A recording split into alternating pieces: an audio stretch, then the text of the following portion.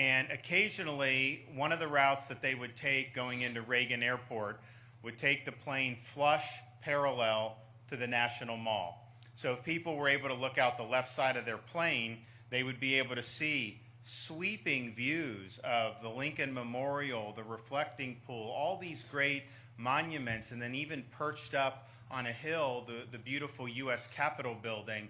And when you see that kind of up close, it creates kind of a sense of pride.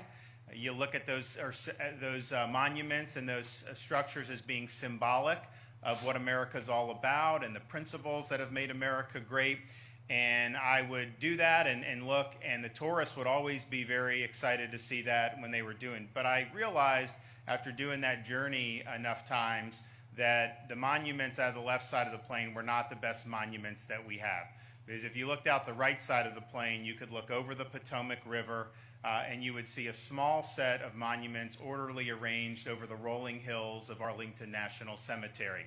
And you can have the best political leaders that we memorialize, like in Abraham Lincoln. You can have the best political ideals that we try to exemplify, like in the Declaration of Independence and in the Constitution, but those don't run on autopilot. And if you don't have people that are willing to stand up, answer the call, risk their lives, and indeed give the last full measure of devotion in service to this country, then none of that stuff amounts to very much. And so when I look at Memorial Day, these are really the indispensable Americans that we celebrate today. I know we have Gold Star parents here, and their sacrifice that their loved ones made matters. The sacrifices that people have made throughout history matters. We would not be free people without those sacrifices. And I'm just glad that in the state of Florida, this is something that's recognized in every corner of our state. People understand that freedom isn't free, and that those that make the ultimate sacrifice have earned our enduring debt and gratitude for their selfless service. Thank you. God bless. Thank you, Governor DeSantis. Thank you for honoring us with your presence today. It means a lot to the veterans.